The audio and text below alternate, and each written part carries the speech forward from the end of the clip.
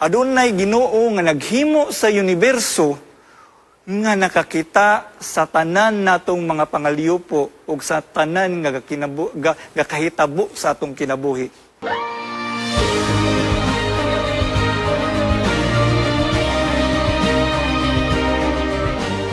Ginong Dios, panalangini in tao nang ako ang mapulong magagawa sa akong baba. Palihog ipadala ang mga anghel, walang espiritu, maoy mo tandog sa kasing-kasing sa mga nagapaminaw. Salamat sa imong kaayo kanamo ug kabalo ko. Ikaw mismo makigistorya kanamo sa personal nga pamaagi. Kini gulang madawat sa ngalan ni Ginoong Hesus. Amen. Higala, sa akong pagtuon, abi na ko kining libro sa Salmo, sinulat lang ni tanan ni David. Adunay 73 ka mga awit diha nga siya ang nagsulat. Apan sa uban, napuday si Solomon diha, napuday gani si Moses, bisan si Asap. Atong tun-an, nining usa ka simana ang libro sa Psalms 139. Nagsaad ko sa akong kaugalingon, nga kini nga mensahe akong ipamabaw pag-ayo nga bisan ang bata makasabot. Kabalo ko ang akong anak karon si Debbie nagalantaw diha. Akong isaysay kung unsa ang kaagi sa unsa nga pamaagi nganong iyahang nasulat ang Psalms 139. Usa ka adlaw ni ana si David sa diha nga iyahang gibantayan ang iyahang mga karnero, usa ka higala niya nag-ingon, David, adunay nangita nimo usa ka propeta. During that time, mga higala sa ilaha, pag ang propeta mo bisita gani sa usa ka dapit, posible magdala nagmensahe sa maayo nga bunga sa ilahang pag-alagad sa Ginoo, ug naapoy mensahe usahay sa kalaot. Busa kung moabot gani ang usa ka propeta, ang mga tao daw makuyaw-kuyawan na. Hala, nganong naaman ni si Samuel diri? Unya, kung ikaw si David, himong madawatan ang usa ka mensahe nga ikaw gipangita sa usa ka propeta, mas grabe ang kulba nga imong bation. Hala, unsa kay rason nganong iyaman kong gipatawag? Unsay rason nga ang propeta nangita sa ako nga di man mi kaila? Dayo to istorya akong na imagine nga si David grabe niyang paspas padulong didto sa dapit sa ilang balay kay iyahang igtagbo ang usa ka propeta. Higala pag-abot niya didto, ang tanan niya nga mga igsuon naglantaw niya. Ug didto sa unahan naa si Prophet Samuel. Nagtawag niya, Brother David, anhi diri sa ako kay ako kang bubuan, kay ikaw ang mahimo nga sunod nga hari diri sa Israel. Apan ang pangutana, diha ba nahimo siya nga hari? Wala. Niagi pa siya o pakigbisog kang gulayat, gani, daw na diskuryo na siya, ginuingong ka, mahimo kong hari. Nganong kining hari nga, nag-una ka na ako nga si Saulo, nganong iyaman kong patyon, nga nag-alagad man ko matinumanon sa imuha. Abi ba na ko, imo ko nimong hari, higala. Sawa pa siya na imong hari, ang kaaging nga iyahang nagian, dili malalim. Dato istorya, pila ka panahon na himo siyang hari. Naana siya sa peak sayang pag-alagad, nakalimot siya sa Ginoo. Usahay mga higala kaning nagkataas na imong garbo, makalimot kas Ginoo, inig mahulog ka, lalom-lalom yun. Higala, nakasala siya. Nahilabtan niya ang babae nga asawa sa iyang pinaka-loyal nga sundalo. Kaniadto, wa gyud niya hilabti si Saul nga maoy nagpatay sa iyaha, gapaningkamot nga pasyon siya, pero this time, sa dihang nakalimot siya sa Ginoo, mga higala, ang iyahang pinakaluyal nga sundalo, iyang gipapatay. Higala, maugin ni resulta sa sala. Daw, di mo masabdan. Grabe nga baliktad ang nahitabo sa iyaha. Apan sa unahan, naghinulsol siya o gipanalanginan sa Ginoo ang iyahang kasing-kasing. Ang balang spirito nga iyang gipangayo, gibubo sa Ginoo ug nahimong matulid pag-usab ang iyang dalan. Higala, tungod ana nga eksperyensya, iyahang nasulat ang Psalms 139. Akong basahon lang ang tulo lang ka verse. Giingon diri, kuyugi ko ninyo sa pagbasa. You have searched me, Lord, and you know me. You know when I sit and when I rise. You perceive my thoughts from afar. You discern my going out and my lying down. You are familiar with all my ways. So makita nimo diri manghigala nga bisan si David kumbinsido siya nga sa tanan nga nahitabo sa iyang kinabuhi adunay Ginoo nga nakakita. Tanan nga lihok, tanan nga pag-alagad, pagdaig niya ug bisan ang iyang mga pag-ampo sa diha nga nakasala siya. Ang Ginoo nakakita kaniya. Mga higala, abi ninyo, duha ka reaksyon ang dalon sa tao sa diyang iyang may balaan nga ang Ginoo naglantaw sa iyaha. Naay mga dili magtotoo. Ang ilang reaksyon daw, ha, nay Ginoo galantaw sa kuha? Ginabantayan akong kuan? Ang gakahitabo sa ko, di ko ginahanana. Gusto ko nga magkinabuhi nga akura. Pero manghigala, sa pikas nga bahin, akong nasabtan nga ang Ginoo, grabe ka sweet.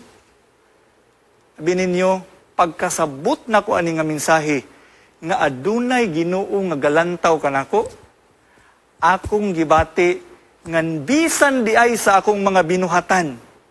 Sa kangit-ngit nga akong gibuhat, ang Ginoo naglantaw, nagkuyog gyapon nako. Sa panahon nga wa nako kaila niya, wa ko nagunahuna niya, adunay Ginoo nga nahigugma nagalantaw kanako. Sa panahon nga gikalimtan ako sa mga tawa na ginahan mo kuyog nako, ang Ginoo ginahan yapon siya makigrelasyon kanako. Adunay Ginoo nga nakakita. Higala, akong isaysay, akong love story kauban ang Ginoo. Ako nagdako sa usa ka pamilya nga gihandom sa uban. Ang akong amahan usa ka sundalo, na ako'y tulo ka buk igsuon, ug naapoy ako ang mama nga wa gyud niya sunod ang iyahang kasing-kasing nga manarbaho unta. Instead nga manarbaho siya, iyahaming gibantayan sa tibok niyang kinabuhi. Ang akong amahan, usa ka sundalo. Gani, nagdako ko sa kampo ebangelista mga higala. Sulod sa kampo. Kada adlaw, makita na ko tanan nga mga tao, gadadalag pusil. Kung amahan, galimpyo sa iyang pusil, akong mga silingan, grabe kayo ka, kaning, ug sa kuan pa, kanang murag mga komando ba? Nga kadalihok singhag. Gani akong amahan usa ka grabe mo disiplina. Higala akong mahinumduman sa una nga sa dihang padulong ko sa eskwelahan, makita na ko ang mga tangkidigira kanyon. Murag sa akong unahuna, murag ginaset akong mind nga unya damlag mahimo po kung sama sa akong amahan. Gani mga higala na anag yun mig kanang pinaspasay, binundakay, 5 counts. Bug Marines. So higala, maunay naasa kong unahuna. Unya damlag, mahimo kong sama sa kong amahan. Gani, dito istorya, niabot ko sa high school. Pag abot na ko high school, na ako'y hilig nga daw akong gihatag ang tanan akong panahon ani. Wa na ko ni appeal sa sports. Wa na ko ni appeal sa bisag unsa nga panghitabo sa eskwelahan. Ang akong unahuna, akong mamaster kaning pagtugtog o gitara. Gani mga higala, gisuportaran yung ko sa akong ginikanan. Gipa-eskwela ko, niagi ko guitar lesson, hantod nga ang akong kamot daw namihasa na sa iyahang pagplastar, paggitik-gitik sa gitara. Higala, niabot ang panahon nga nitukod mig banda. Unya, niabot ang panahon jud nga ni-perform na mi sa mga dagko nga mga katipukan na ay mga lugar nga di jud maayo adtuan sa usa ka Kristohanon apan during that time grabe ang among lingaw sa diyang kami mo perform, invite me, mahimo nga grabe nga kalingawan sa mga tao, higala akong gibati nga abi na kog mauna ni. So mas grabe akong gana, nagtuon pa jud ko, ni-upgrade pa jud ko, hantod niabot ang panahon nga daw na anami kasikatan. Higala wa po na ko nabantayan ni nahinay tungod sa mga dili maayo nga impluwensya. Wa man mi tudluis balay. Pero wala ko kabantay nga wala na nako na plastar ang akong eskwela. Hinay-hinay gibiyaan na nako ang akuang pag-obey sa mga balaod sa panimalay. Wa na nako sunda ang tingog sa kong amahan, nihilak na akong mama, usahay maabtan ako gabi lalom kay daghan mig mga lakaw. Ug higala hinay-hinay natun-an ako ang mga dili maayong mga butang. Gani nisulod ko sa mga bisyo ug bisan pa ang mga ginadili nga mga droga. Higala wala na ko tuyuah nga may nana ko. Pero niabot ang panahon nga nahimo kong slave ni aning mga butanga. Gani lami siya. Sultian ta mo, ang feeling nako kinahanglan ako ni siyang makuha kay kung dili daw malakayo nga akong kinabuhi. Higala, lingaw kay ko ni ining mga butanga. Kabalo mo, duha na lang kasimana, mo graduate na kog high school. Ang akong mga ginikanan, andam na kay sila nga mupasok ko. Pero na ako'y sekreto nga wa nila nahibalaan. Wa sila kabalo nga ang ilaha ding anak dili mo paso tungod sa nagpatong-patong ng mga kaso sa eskwelahan. Akong inahan, wa siya nahimo, akong amahan, nihilak na lang yun sila. Gani, nasakitan ko, nagtanaw nila. Pero dili na ko kaya buyan kining mga butang nga daw ni pilit na sa kuha.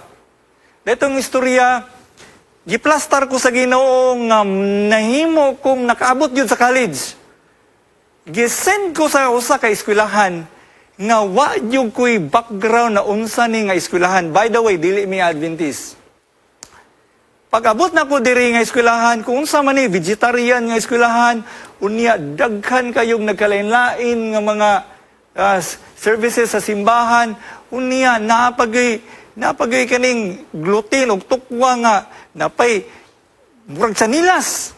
Grabe kagahi nimong usapon. Unya bawal ang inom, bawal mo gawas, ihapon ang imong gawas sulod sa eskwelahan. Wala unsa man ni prisuhan. Higala isip usa ka nagkinabuhi nga gawas nun sa mata sa mga bisyoso, gawas nun dito sa gawas sa eskwelahan. Unya gidala diha daw gipriso ang akong gibati. Higala dito istorya. Nursing ko tulo ka tuig apan still first year. Anatomy kaupat na ko gikuha. Anan nga mga subject daw na nga bagsak. Kaysa kung unahuna, akong busgon ang ako ang gana sa mga barkada, bisan pa, higala, sa mga dili maayo nga mga lakaw. Nagtukon na po may banda, halaka pagkabirni sa gabi, dito na may mutugtog, pangitaon mi sa mong din.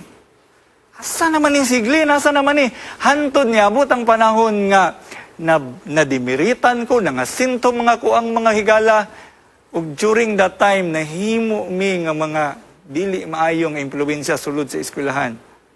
Pali, sa Mountain View College, bawal ang fraternity.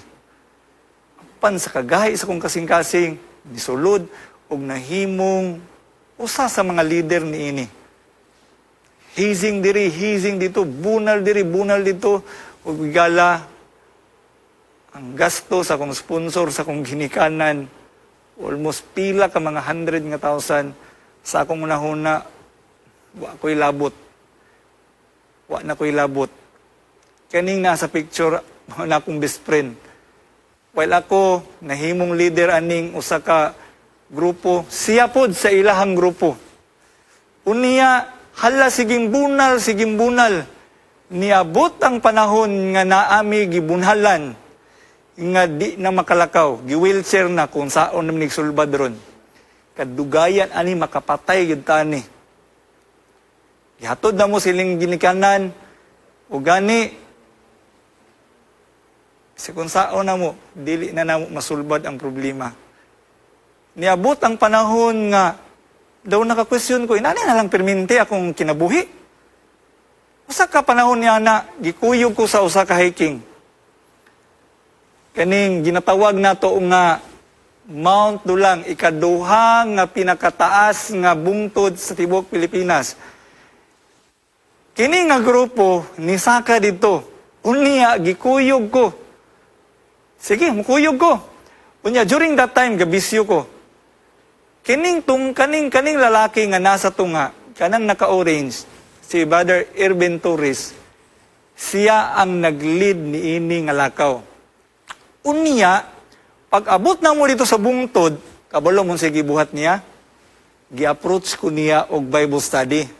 Akong nauna, ikaw na ang ikalima nga nag-approach sa ako sa Bible study, kay kabalo ko nga inyuhan ning subject sa theology, personal evangelism, graduhan mo ani. Nauna na ako, balibaran ng tanak ko siya. Pero tungod kay iyahaman kong gidala ato nga lakaw, di ko kabalibad. O sige, dawaton ako. Higala, kabalo mo? Every time may Bible study mi, gatago ko. Ana siya, dirita nga mga classroom mag-Bible study, Brad. Bible study mi dito. Unian ako, Brad, lakal na nato ang pultahan kay makita ko sa akong mga Brad. Unsa nalay kasturya nila? Hala, si Father Glenn, nagpa-Bible study. So akong gina-close ang pultahan, dito mi. O higala, sultian ta mo. Kada Bible study niya, wa yug ko ganahi. Tahan na din siya sa ako, Brother Glenn, imo bang dawaton si Kristo sa mahimo nimong personal nga maluluwas? Sa akong una-una, mga higala, sultian ta mo. Ako na lang yun siyang ginirespetaran. Unya, iyaha pa yun kong kantahan. Pag gumanya kanta, dawaton ba ni mo si Kristo ko? Dawaton ako kuya. Iya din kumuto na kong kamot, manindog dayon mi, o gana siya magamputa. While gapiyong siya mga higala, ako gasigas akong mata. Sa kong una-una, naunsa ba ni kanusam ni kapuyo ni si kuya? Kaluoy po daanin niya. Napag yun siya uyab nga si Ate Jubilee, nga wala man ko'y sulod-sulod sa akong klase. Unya, classmate man mi, Glenn. Naghimo na kag-assignment. Ano ko, nga day assignment. O ni assignment. Sige, ibutang imong ngalan diri. Kay gibuhatan na ta kag-assignment. Anak ko, grabe maning mga tawhana. Unya mga higala ni, abot ang panahon nga ang among topiko, bautismo na. Mauna niya, anad na ko kini. Naanad na ko si ani. Bantay yung ani ron. So pagpangutanan niya mga higala, kung sabi ako itubag, naanad naman ko, suningon ko nga, sige akong dawaton, apan sultian ta mo, bisig gamay nga pagbati sa kong kasing-kasing, wala jud kuy gibati nga daw balaan nga or balang espiritong nagtandog sa kong kasing-kasing. Tungod sa ilang pagkabuutan, akong gidawat ang santos nga bautismo. Higala, na ay unique nga pamaagi ug nakita nako ang batasan ni Kristo niini nga karelasyon og sa unahan nagminyo ra pud sila. Akong nakita sa ilaha nga ang interes ba nga di gyud moundang. Kabalo mo sa diyang ga Bible study mi kani manggod si Kuya Torres, missionary ni siya, sulads. Ni ana siya nga Glenn, mayo gayo nga magkinabuhi ita nga missionary. Kada storya niya daw musiga akong mata ko, ha? Nag-adto ka sa kamusliman? Dito ko na interes. Sultian ta mo, after 3 years nga still first year na ako sa college, ni-decide ko, Ginoo, kung tinuod ka nga nakakita, gikapoy nako sa akong trabaho, kasab-an po ko sa akong ginikanan, ang mga tao nas palibot, magaingon, ayaw dool kang Glenn, kay di maayo nga impluensya, ang tanan ako nga mga teacher, nangahutda, nagpailob, hugani, bismo ako, daw naglibog na ko Ginoo, sa pa may dagan sa akong kinabuyan ni. Asa man ko padulungan ni? Kung nakakita ka, pakigistorya ka nako, higala, kabalo mo, nako Ginoo, kung tinuod ka nakakita sa ako ang sitwasyon karon, palihog, istoryaha ko, dal ako kung asa ko nimo dapit dalon. Higala, wa ko nananghid sa mong din, wa ko nananghid sa mga teacher, wa ko nananghid sa akong mama, nilayas ko sa dorm, gidalan ako kong gamit, mag-training kong missionary. Ang akong papa wa nakasabot. Gani, duha ka tuig, wala ko tinggi sa akong amahan. Wa siya kasabot. Nganong nagmisyonary, nganong niundang og eskwela. Dito mga higala, pag training na kong misyonary, kalimtan ako, ako'y kontak sa akong ginikanan, bisan ang among din, nangita, naasa naman to ang Glenn, dire nga kaninga kwarto. Higala, nag-training kong misyonary. Pag training na ako sa misyonary, akong mga higala, daw, grabe mo, basag Bible. Gani, gibiyaan ako ang bisyo, gibiyaan ako ko Ginoo. Ayaw kabalo na akong isudlan. Training rin ako Unya, pag training ako dito, pagbasa nila, kada buntag, basa po ko. Pero ako'y nasabdan. Halakanta sila. Di ko ginahan. Hantod niabot ang panahon mga igalang nga nahuman ang training, nanawag na ang pastor, kinsa man ang mag-alagad sa Dios sulod sa usa ka tuig. Ani diri sa tubangan. Igala nang hilak na tanan ako mga kauban. Ako didto sa kilid, nagsigir akong tan-aw. Kabalo mo say dagan sa akong utok. Sa diyang nang hilak kini mga tawhan na kay gibati nilang pagtawag sa Ginoo. Paglantaw nako, kubati adig naong ani ko ag muhilak. Akong gikoy akong higala nga kulukutoy po na ako nga awa ra gud na mo. Lain na di kini naong ba? So higala daw para nako naungon sa man sila. Pero kabalo mo giunsa ko pagkabot sa Ginoo. Paghuman niya istorya, nitugtog siya sa iyahang gitara. Naay awit nga ako nadungog. Si yutong chords. Pag ana niya, siyempre, ako gitarista, nagtanaw ko sa chords. Pagkanta nila mga higala, ang lyrics sa kanta, nag-ingon, kailan pa ibibigay ang buhay mo't lakas? Sa Kanya na nagbigay sa iyo ng buhay na wagas. Kung hindi ngayon, kailan pa? Pag-awit ana mga higala, Ginoo, at last, nakigistorya na gyud sa kuha. Akong gibati, pagbati nga, sukad-sukad sa akong pagkabata, huwa na ako nabatian. Nitulo ang akong luha, niadto ko sa tubangan ko Ginoo. Karon nga nakigistorya ka sa ako, akong ikumitar ang akong kinabuhi. Nahuman na lang ang program, di gyapon muundang og tulo ang akong mga luha. Nihanda ko sa akong mga higala, Brad, unsao man ako ni pag-undang. Higala, sukad ni atong panahuna. Igsaad ko sa Ginoo, Ginoo, magpagamit ko nimo. Sulod sa 4 ka tuig, higala, kini nga mga libro, hilabi ang gid ni Desire of Ages, maugid ni nagpatulo sa akong mga luha. Kung naaman di Ginoo nga naglantaw sa kuha, nahigugma ka nako, nagkabot ka nako, pagkasabot nako ani, nga gusto makigrelasyon ka nako, higala. Kada buntag, kada makighimamat ko niya, gatulo akong luha, pasaylo ako Ginoo, nga nganong karon patakan na ilhan. Sulod sa 4 ka tuig, nahimo kong misyonaryo. Napil ko sa Adventist Muslim relationship, assign sa mga dapit sa kamusliman, ni adto sa bisan asa nga hilit gani gitugutan sa Ginoo nga mo graduate og nahimong kabahin sa pamilya sa Philippine Amazing Facts Center of Evangelism. Dito mga higala, mas na-love na ako. Hala, Ginoo, pwede di ko nimo gamiton, pinaagi sa pagpamulong at tubangan sa mga tao.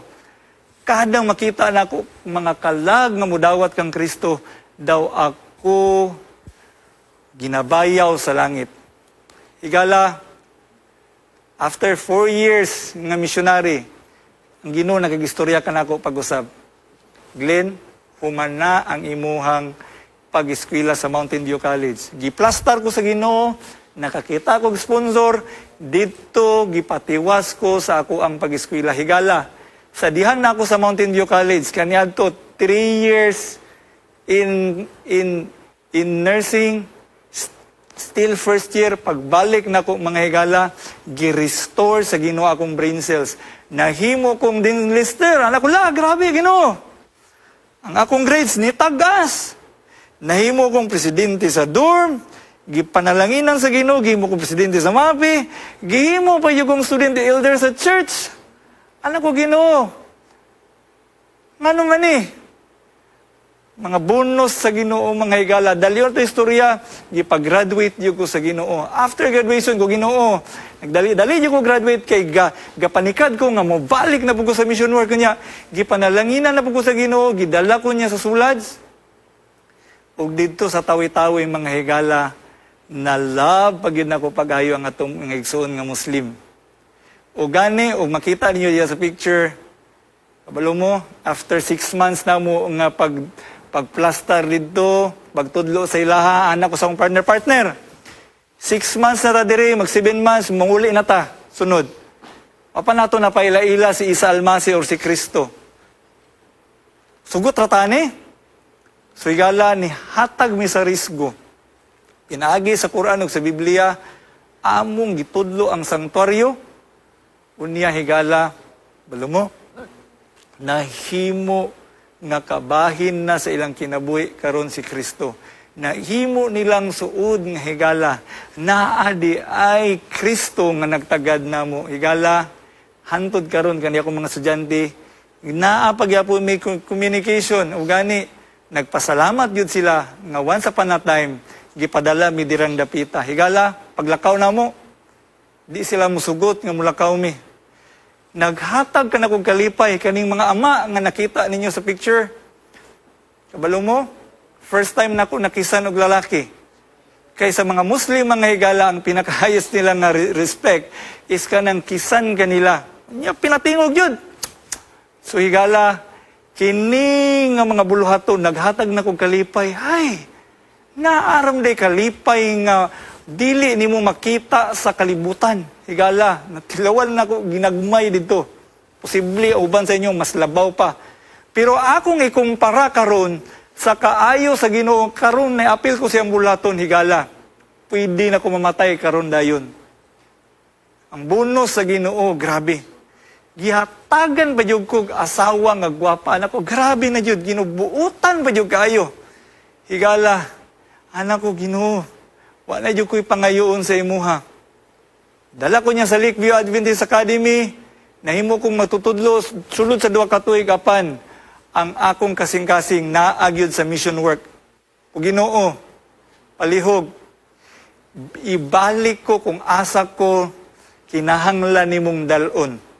Dal ako sa front line. Dato istorya, 3 ka tuig, gidala ko sa Siloam Valley Institute. Gani, karon Thursday, di na nako kahisgutan ang saang ilang dagway sa ministry. Karon Thursday, si Doc Dayan o si Doc Ilvin, magsaysay sila sa ilang eksperyensya. Diri nga dapit mga higala, kabalo mo, ang dugay na nakong giampo, nga maserbisyuhan ako akong amahan, nga akong napasakitan, diri gihatag sa Ginoo. Nahimo siyang kabahin sa mga pasyente namo dito mga higala. Akong amahan na siya gidadala nga sakit.